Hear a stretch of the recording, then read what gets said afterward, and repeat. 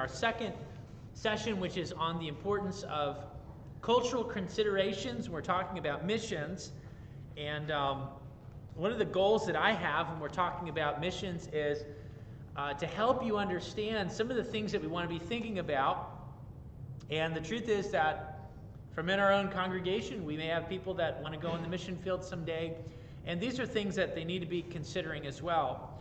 And the stuff we're going to talk about tonight on this issue of culture, I think that it also has a lot for us to glean from, even in our own situation here as Americans in Maryland. Those are things we need to think about. So the passage of Scripture that I want to ask you to turn to is 1 Corinthians chapter 9, and we're looking at verses 19 through 27. And Paul has some instructions, or he's going to give some clarification about the way he approached ministry. And we want to look at what he says, and from that, we want to look at some principles and then how you actually apply those principles. So, here's what Paul writes, 1 Corinthians chapter 9, verse 19. He says, "Though I be free from all men, yet have I made myself servant unto all, that I might gain the more. Unto the Jews I became as a Jew, that I might gain Christ, or gain the Jews. To them that are under the law, as under the law, that I might gain them that are under the law. To them that are without the law, as without the law, being not without the law to God, but under the law to Christ, that I might gain them that are without law. To the weak became I as weak, that I might gain the weak. I am made all things to all men, that I might by all means save some. And this I do for the gospel's sake, that I might be partaker therefore with you. Know ye not that they which run in a race run all, but one receiveth the prize? So run that ye may obtain. Every man that striveth for the mastery is tempered in all things. Now they do it to obtain a corruptible crown, but we an incorruptible. I therefore so run, not as uncertain, so fight I not as one that beateth the air. But I keep my body and bring it into subjection, lest that by any means, when I have preached to others, I myself should be a castaway." Now, this is a very intriguing passage of Scripture, and I think it's a passage that sometimes is misused, honestly. Sometimes people will say, well, that's just a cultural issue, and I think we could make an argument that it is a cultural issue and it's a biblical issue, okay? Just because a culture is okay with something, if the Bible is not okay with it, we shouldn't be okay with it. But there are certain things that really fall into the category of custom that it's neither absolutely right or absolutely wrong. And, for instance, I'm going to get into some for instance here in a little bit. But when we deal with a passage like this, we need to look at some principles that we find here. For instance, let's look at some things just in the content itself before we get into the principles. Paul says, "I'm free from all men, yet I've made myself a servant unto all." What do you think he's saying there? What do you think he's saying about some of the actions that he takes? I'm free from all men, but I've made myself the servant of all. Yeah, great example, okay? So, he says, when I go into the marketplace, if somebody is selling meat, and the meat has been offered to an idol, and I don't know that, nobody tells me, and I eat the meat, it's okay for me to eat the meat. It's meat, okay? It's not like when this person that killed it or butchered it, went through some kind of ceremony, and I'm the one who eats the meat, all of a sudden, like, it somehow ruined the meat. There's nothing wrong with it, okay? Meat is meat. However, if I go into the market and I ask them, hey, has this been offered to an idol? And they tell me, well, of course it has. Then I'm not going to do it because they're going to say, well, then you're okay with that practice. And so he said, to avoid those situations, don't ask. In other words, you go into the market, you buy your meat, and you just look at it as a piece of meat because that's what it is. But if they decide to tell you, by the way, I know you're a Christian and this has been offered to idols, then for their sake, don't take it. You say, well, can I eat it or not? Well, in some circumstances, you can eat it, and in others, you shouldn't eat it for the sake of that other person. Or we could take it into another realm. For instance, there's nothing wrong with eating shrimp. And I think here in Maryland, there's a lot of people that are glad that's the case. Shrimp and crabs and oysters and all that kind of stuff. But there are certain kinds of foods that would have been forbidden under the Jewish dietary laws. And so the Apostle Paul grew up under those Jewish dietary laws.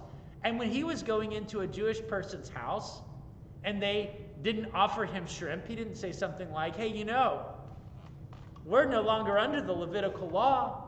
Where's my shrimp? He didn't do that.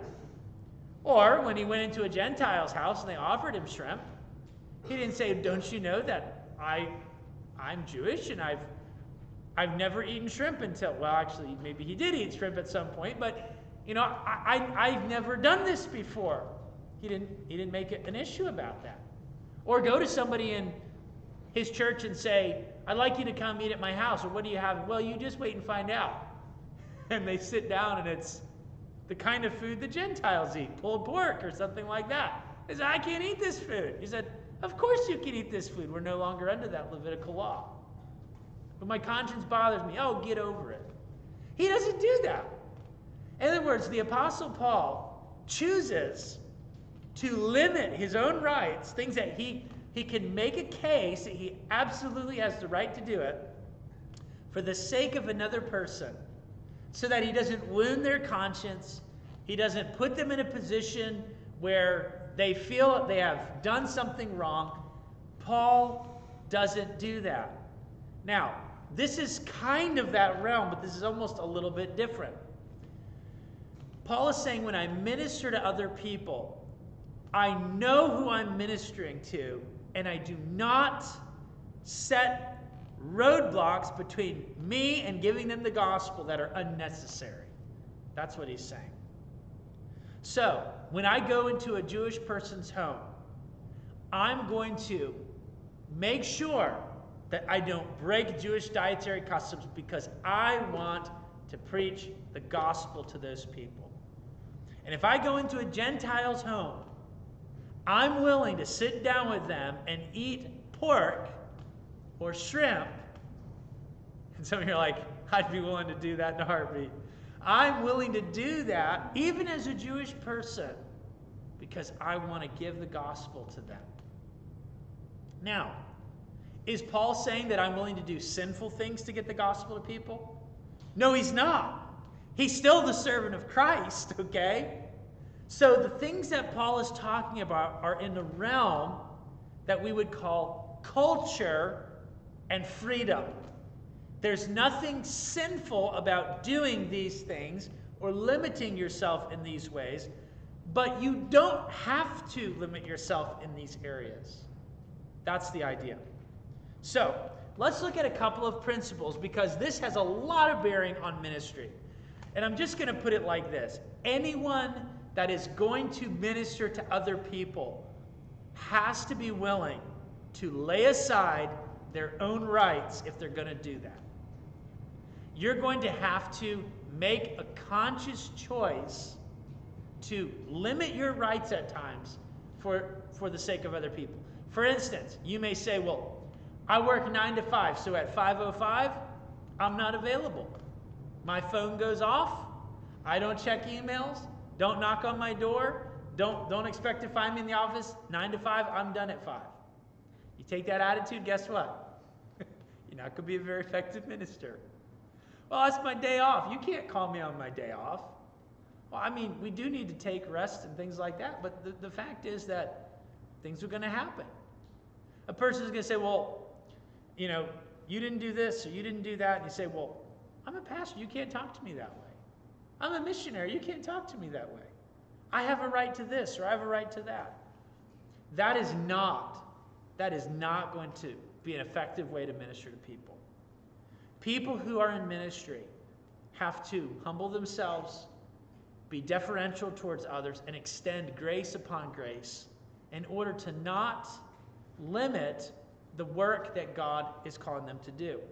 And missionaries are going into another culture where there are lots of potential scenarios where this can play out. And I want to talk about some of them tonight. So, the first principle that we're going to look at this evening is the principle that we need to understand the context that we are entering into.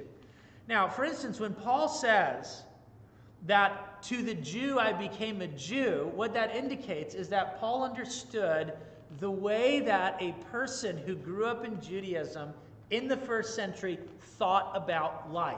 Now, how could he do that? Well, he grew up that way, okay? So he knows his culture. But Paul was an apostle to the Gentiles. And so he was living and moving and working in a Gentile context.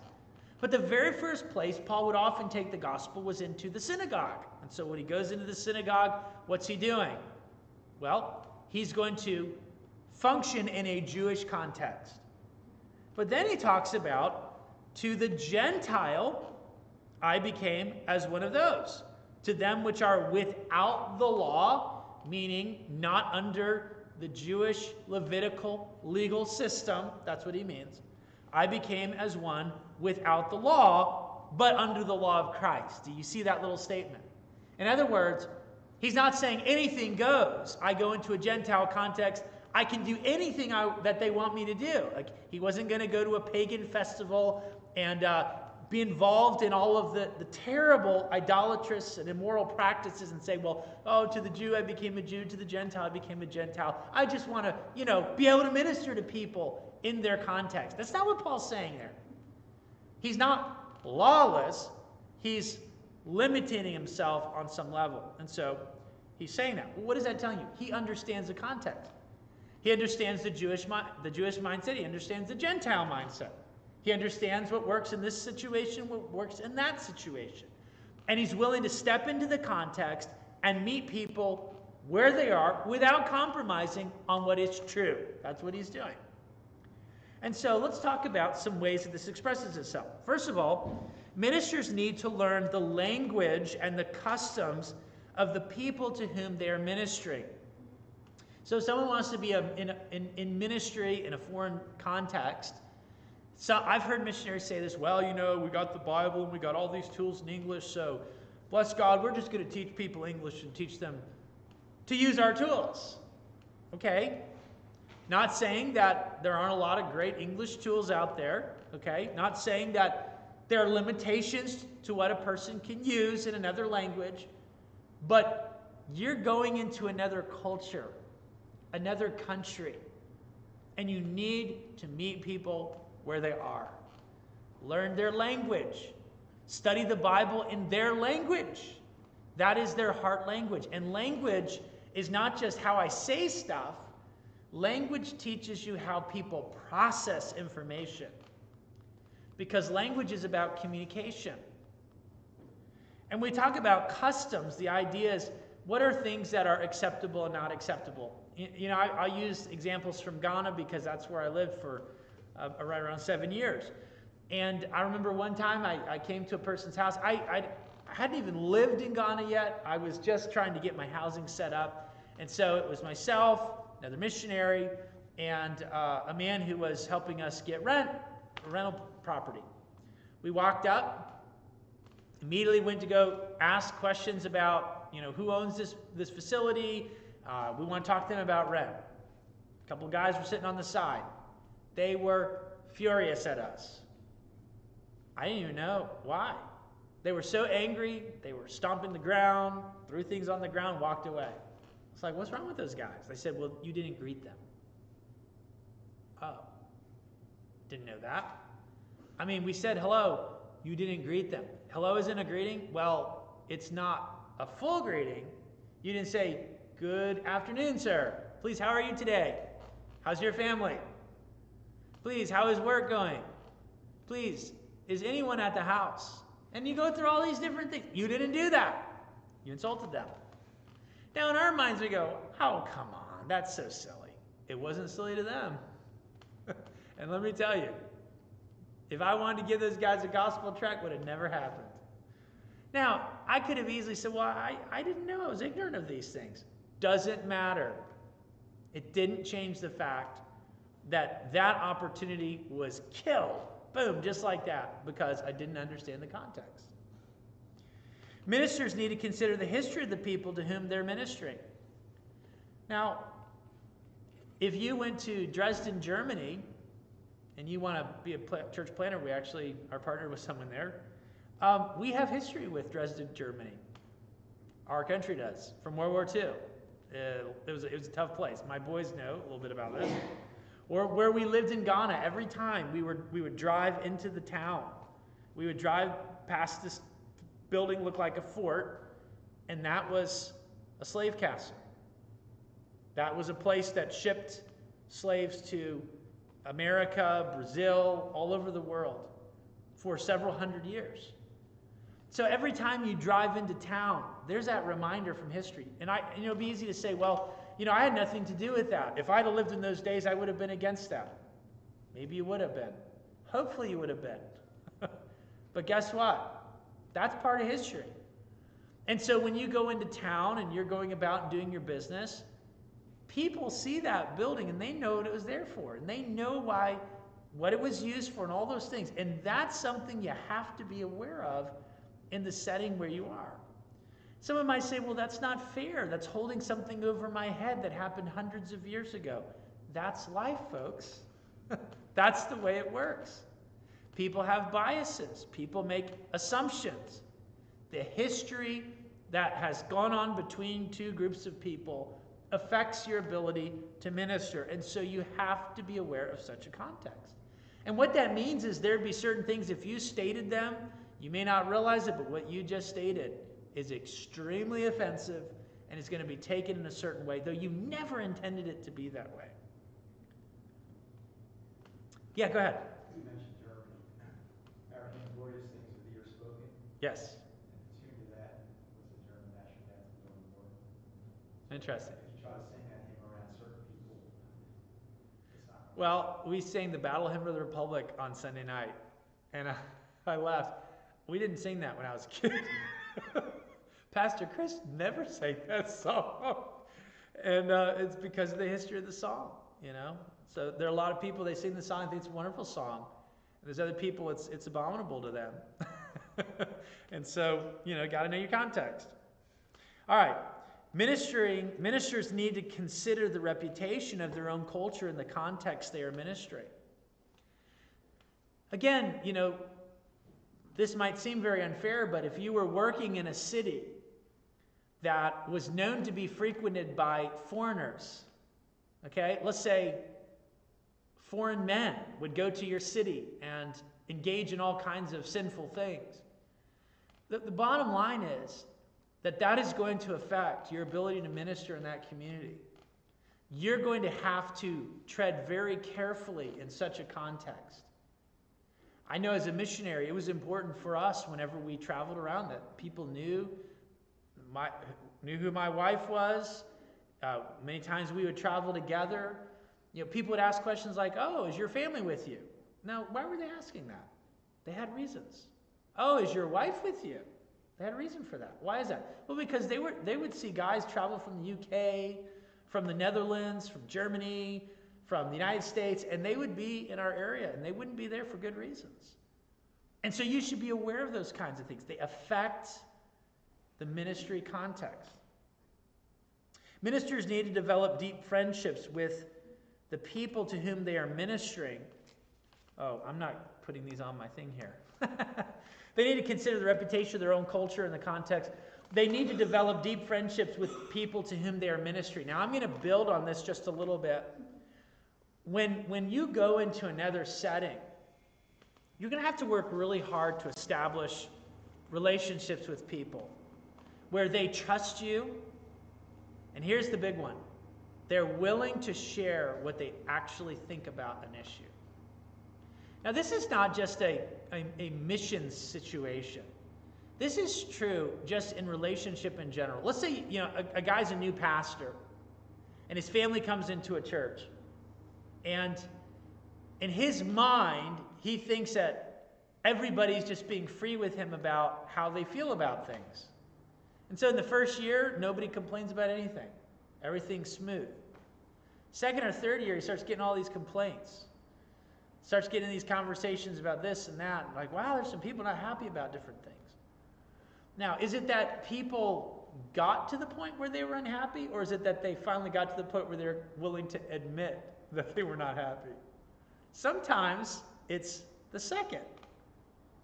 And when you're in a context ministering cross-culturally, you really need to develop friendships with people who are willing to actually sit down with you and say, I saw this, and that was not good. I'll give you a funny little story. And I remember one day, when we lived in Ghana, and in Ghana it was very hot. I used to wear shorts, traveling, walking around, polo shirt, shorts. It seemed like a pretty common sense thing to do when it's, 95 degrees and 100% humidity everywhere. And I never like washed my car because I drove down dirt roads all the time. So one day I walk up to this gentleman's place of work, and I was coming to meet him. I'm his pastor. I'm going to do like a discipleship study with him and come and sit down. And he smiled, and we talked back and forth. And he says, Pastor, I have a question for you. Sure, what's that? Have you ever heard this phrase, when in Rome, do as the Romans? It's like, sure, I've heard that. He said, what do you think that means? Know your context, I guess, something like that. He's like, good. Pastor, in this country, pastors don't dress like that, and pastors don't drive cars like that. I was like, really? Yes. Guess what? Didn't wear shorts in public after that. Now, do I think it's sinful to wear shorts? Of course I don't think that. But guess what? In Ghana, if I'm a pastor, not a good idea. Or to drive we washed our car every single day. A guy would come, and young man would come, and he would wash our car every single day. My truck hasn't been washed in a year. Here, I don't know if anybody's bothered by it. I'm not bothered by it, but I didn't do that there. The point is that there were lots of people probably talking to that poor man. You're a pastor. What kind of a pastor is he? He walks around in shorts. What kind of a pastor would do that? Your pastor, he drives around in a car, nice car, but it's dirty. He doesn't care about his stuff. He doesn't shine his shoes. How can you respect a person like that? Hey, we laugh, but you know what? That guy wasn't laughing. And I appreciate that he actually told me about it, because it wasn't an easy thing for him to do. The fact is that we need people who can tell us these things. And people are not going to tell us things like this unless we actually listen to them and are not defensive about it. And so part of developing those relationships is allowing people to realize it's safe to speak freely to you about those issues. You say, well, I think they need to just get over it. There's nothing wrong with me driving a dirty car. I think it's a waste of water. I think it's a waste of energy. And I think it's a waste of soap. Not go in that argument. It's really hot and I'm uncomfortable. Not go in that argument. You need to learn to work within the context. Ministers need to understand the common learning styles of the people to whom they're ministering. So I think here in the United States, we're very accustomed to the lecture style where, here's a principle, point one, A, B, C, D, subpoint, and we write things down and we memorize them and we kind of process things that way. But that's not how everyone in the world learns. That's not how every classroom runs in different parts of the world. When we read the teachings of Christ didn't teach like that. I mean, what's the structure of the Sermon on the Mount? What's point A, B, and C in the Sermon on the Mount? What's point 1, 2, and 3 in some of the parables that Jesus taught? That's not the way he taught. He gave an illustration, and then the people would ask him questions, and they would ponder what he was saying. The reason I bring this up is to say, You got to know the context. If we're teaching in a way that just blows over people's heads, we're not communicating. What we are saying might be true, but it's not going to hit the heart because they don't follow it. Now, this isn't just true going into another culture. This is true teaching a little kid Sunday school class. This is true, frankly, preaching a sermon. All right? Some guys, when they get up and preach, I don't think anybody can follow them because the way they're going at it. And so context is important, learning the context. So principle 1, understand the context that you're entering in. Any questions there before we move to the second one? All right, here we go. Principle 2. We need to have an unwavering conviction concerning biblical doctrine and practice. Now, when I get into a discussion about culture, some people are like, yeah, you got to be culturally sensitive, and they go crazy with it, and other people get real nervous like, are you telling me I need to compromise? Okay? This is an important principle. Do not miss it. Do not compromise. Have an unwavering conviction concerning Bible doctrine and practice. So there are certain things, no matter what the culture says about it, you need to hold fast to it. And I remember having conversations like this with people when we were especially talking about marriage issues. This is a really big thing. When I was working on the mission field, and someone would say, "Well, Pastor, that's the way Americans do their marriages." I'm like, "No, it's not. They're not. That is not the way the average American runs their household. What I'm telling you is a biblical model. As best as possible, I'm trying to show you what the Scripture teaches." And so this is controversial in American church. This is controversial in a church in any culture, because this goes against the grain of human nature and what people want to do and don't want to do in their households. And so we sometimes had to make those distinctions. I'd even tell people sometimes, did you know that in your culture, your practice is closer to the biblical practice than it is in my culture? Sometimes I could say things like that because they were true. So fundamental doctrines cannot be watered down or presented out of balance. So sometimes when we're teaching in a certain setting, we know people like to hear this. They don't like to hear this. So here's what I'm going to do. I'm going to say this really loud and I'm going to mumble this really quiet. I said it, don't get me wrong, but I mumbled it really quiet because I don't want to be too controversial. Or I say this a lot, and I barely ever mention this, but I'll get it in from time to time because I have to. The idea is that we should be presenting things in the balance of Scripture. This is what's great about preaching verse by verse expositionally through the Bible. I mean, the topics addressed are the topics that are there. And why are they there? Because that's what God put there. If I'm just thinking off the top of my head, what topics do I want to address week in and week out, my opinion's going to come out a lot in that kind of teaching. And my imbalances, which all of us have them, are going to come out a lot in that kind of preaching and teaching. But when we go verse by verse, chapter by chapter, book by book, we get the balance of Scripture. And we say it as loud as God says it and as often as He says it. And so fundamental doctrines are not to be watered down or presented out of balance. 2, the fundamental components of the gospel need to be thoroughly understood and communicated in a way that is grasped. So illustrating a principle is very, very important. I actually don't do a good job illustrating, in my opinion. My wife and I talk about this often. I tend to think about how to present the content, but the illustration side, I don't have enough time to process and get into those things sometimes. And so if we use illustrations that are going past people, like if I'm talking about the internet in a setting where people don't have the internet, my illustration makes no sense. Okay? Or if I'm using something from American history in a country where nobody's ever heard of these things before, makes no sense. Jesus' illustrations were really simple. Seeds in a garden, different kinds of soil, the birds of the air, the flowers in the fields. Those are the natural things that people see every single day.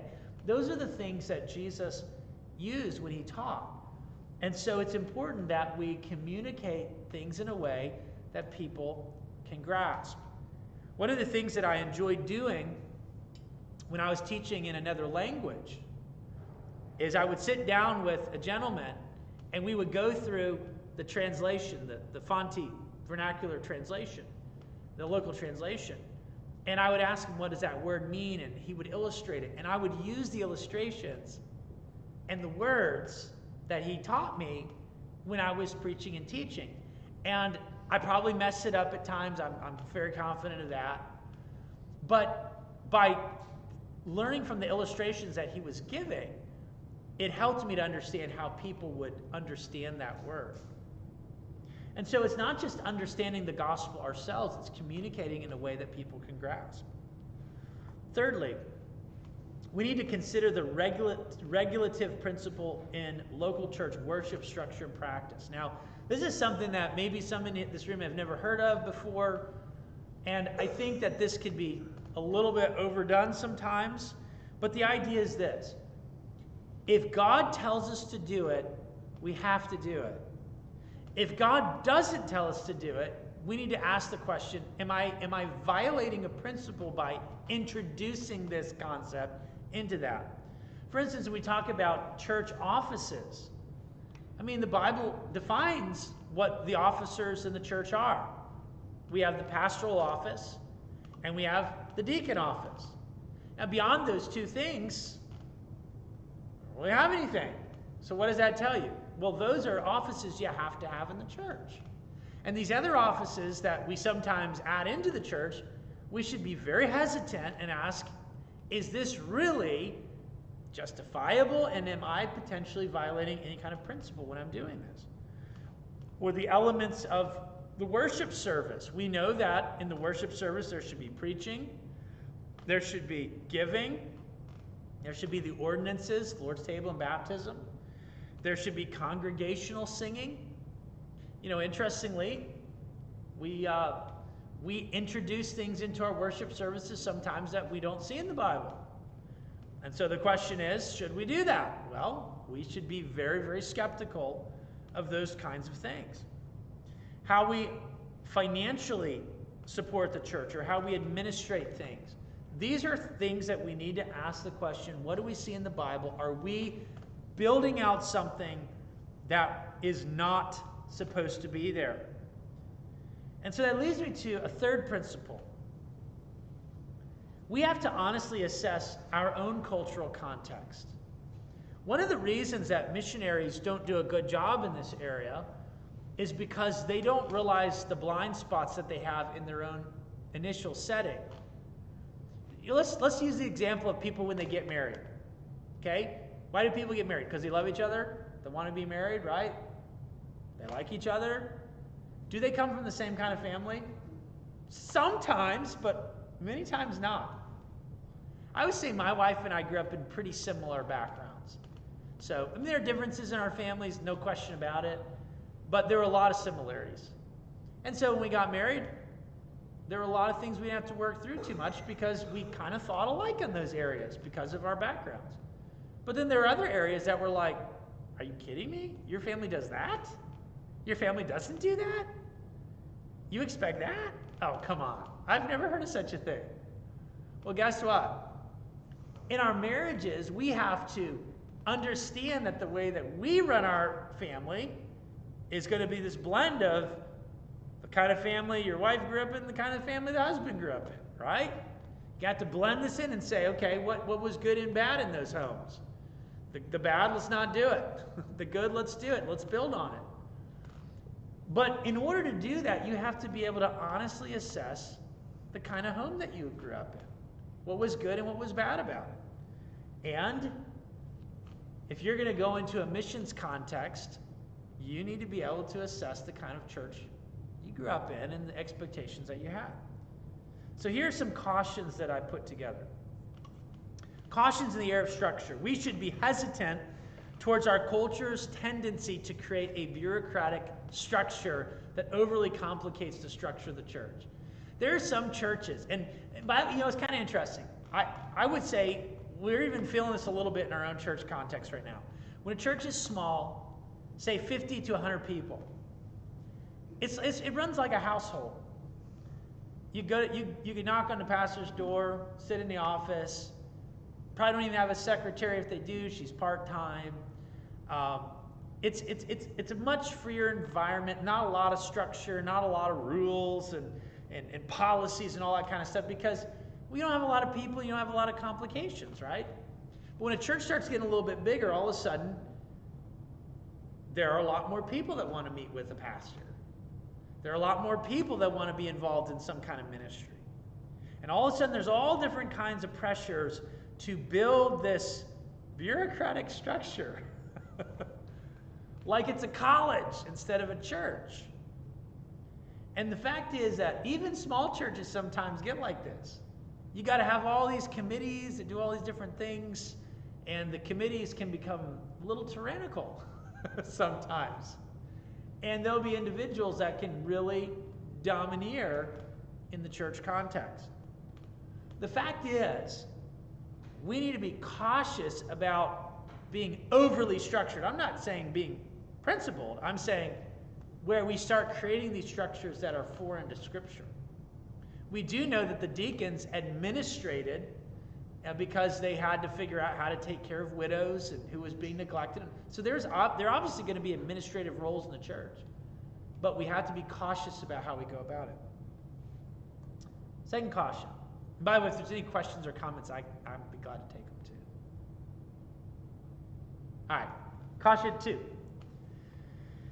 Caution in the area of programs. We should be hesitant toward our culture's tendency to have a less organic structure to church ministry and lead towards gimmicks to grow the church. Anybody ever heard of a church saying if you get a certain number of kids in Sunday school, the pastor's going to eat goldfish? Anybody ever been in a situation like that? I grew up, when I was a little kid, my dad was in a bus ministry. And I remember there were bus captains. They had competition, and whoever won the competition, the kids got to watch their bus captain eat a goldfish or something like that. It's like, you can get people to come to that, but is that how a church grows? Pack the pew Sundays. You know, we're going to set up a booth out on a certain day, and people get to try to dunk the pastor if they can hit the little target and stuff like that. I mean, these things can be kind of fun and all, but the bottom line is that that's not how the church grows. The church grows through giving the gospel, meeting people in their homes, passing out tracts, getting into conversations. And we need to be cautious about bringing these things into a mission setting. I remember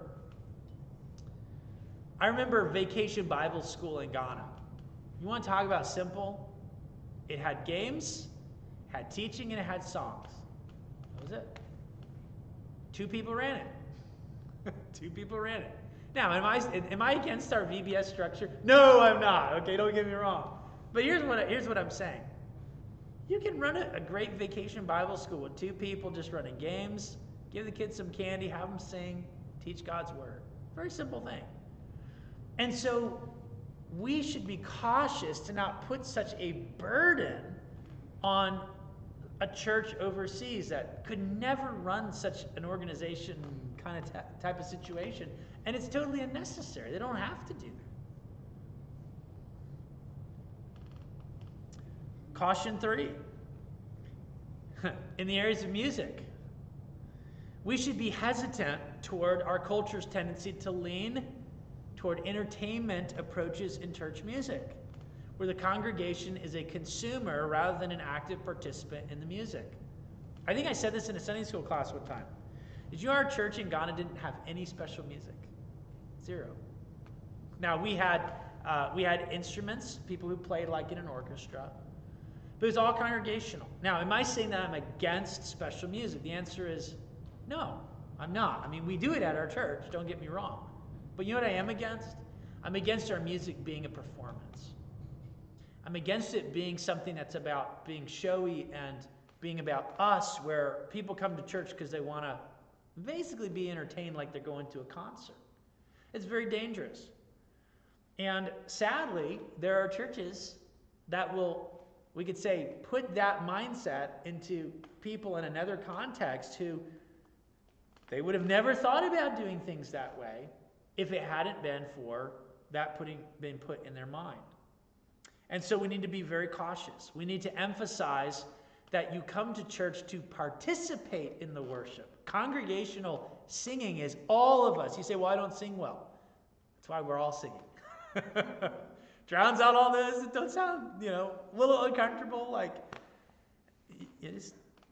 We want to all sing. When the preaching is going on, we're engaged in what's going on. We should actually fellowship with people at church. We should be active participants, not just we're there, we did our duty, we saw it, we had fun, we left. We need to actually be engaged in what's going on. Caution 4. Technology. Not trying to take a shot at you guys. We should be hesitant. We should be hesitant. Oops, let me get my notes here. Toward our culture's tendency to introduce technologies that are overly complicated in their corporate context or are not reproducible. So I remember we used to struggle with this thing a little bit when we were in Ghana. I am so glad we do our live stream, and it's a very effective thing. In fact, we get emails sometimes from people other parts of the world. It's not just people in Maryland that watch our live streams. Sometimes there's people that their community doesn't have a good church and they're looking for a church and they follow ours. There's things like that. And there's technology that is necessary to do it well enough that it actually is a blessing. Like if the screen's all fuzzy and you can barely hear it and it's not going to bless people. But when they can sit there, they can follow what's going on, they can sing along, those things are amazing. They're very helpful. But if you're going into a context where people don't have the ability to do that, be cautious to introduce it.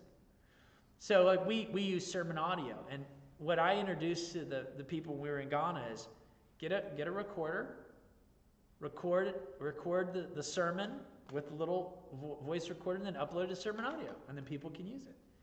Now, see, that was a reproducible thing. That was using technology. We improved it. You could use your phone, different things like that. They could even live stream on Facebook, believe it or not, if people wanted to, because it depends on their data plan and stuff like that. But the truth is that when you introduce something, you don't want to introduce something that's going to be a burden that people can't do. You want to introduce something that's reproducible, that the tools are there. And so there's caution. It's not saying technology's bad, don't use it. It's saying be cautious in how you approach this. The last one I'm going to mention is politics. We should be hesitant towards our culture's tendency to see the church as a political force. And number one, I believe all of us should vote, okay? Number two, I believe we should vote biblical values, okay? Number three, we should care about our country.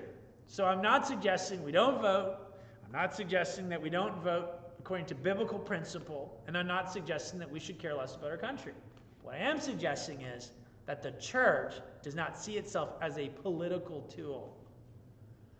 So, during the political season, politicians like to go to churches and visit. I don't invite politicians to come to our church. Now, if they want to come sit in a service, I'm fine with that. If they want to be, I'm glad they're going to be here. But I don't want them passing out literature, setting up a booth. Did you know that our current lieutenant governor came to Anchor 2 years ago? Absolutely did.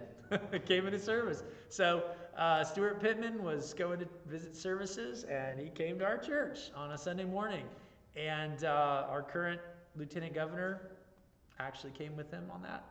And I didn't have any problem with them being here, but I didn't want them passing out literature. I didn't ask them to stand up and say, hey, everybody, welcome, I didn't do that. They were just normal folks attending. So the bottom line is we have to be very cautious. We should be politically engaged. We should care about what's going on in our culture. We should write our politicians. I mean, obviously during COVID, we learned that the decisions that they made on the local and state level affected us big time. But we are not a political action group. We have to be so cautious about that. Fourth principle that I wanted to address is we need to be willing to limit our rights for the advance of the gospel. And there are three words that I think will help us with this. The first word is the word wisdom. What is subjective contextual, and what is objective, non-negotiable, is not the same. You want to talk about Christian doctrine? That is objective, and it is not negotiable. We are not spreading the Christian gospel if we water it down. We are not discipling people if we're teaching them things that are watered down truth. But there are certain things that are subjective, certain things that are contextual. The time we meet for our services, that is completely a subjective thing. In Ghana, I'm trying to remember, I think we start our services like really early. The bottom line is it got really hot. You kind of wanted your service done before it got brutally hot outside. And I remember we did like an afternoon service at 4 o'clock. We wanted it done before it got dark because people had to walk home in the dark. And we didn't have electricity for a certain period of time at the church premises where we were meeting. And so those kinds of things are things that we need to be flexible about. The way that we dress in our services. I never wore a coat and tie in Ghana. Never. I always wore what would be considered traditional African dress, and it was very neat. It was very professional. It was what people wore for, for church and other things, but it wasn't a tie, and I never told people, you need to wear a tie. Some people liked wearing a tie. I remember one guy wore a tuxedo to church, and he's like, I'm wearing my best for God. I was like, all right, no problem, man. I didn't tell you to do that, but there are certain things that we have to recognize that they're subjective, and we need to understand the context that we're in. Second is the word values. What is more important, my perceived rights or the advance of the gospel? I mean, this would be a no-brainer, right? Obviously, the advance of the gospel. But the fact is, a lot of people are not willing to lay aside their perceived rights for the advance of the gospel. And I know that, it's a lot of sacrifice to go be a missionary. You got to raise support, uproot your family. There's a lot of challenge involved. But there are a lot of missionaries. They're like, I gave in these areas and I'm not giving an inch in these other ones. And guess what? Not going to have an effective ministry. And there are pastors, especially younger pastors. They come into a church and they're like, I'm going to tell you how to run this thing. All right. Well, we were here before you came. We'll be here after you leave. That's the way it goes sometimes. And the fact is that people need to be slow to make changes that are even necessary. And people need to recognize that their perceived rights need to be laid to the side for the sake of gospel ministry. And so, if a person's going to go into a context, they need to be willing to accept the context that they're going into. And if it's one that they couldn't accept, then they shouldn't go into it.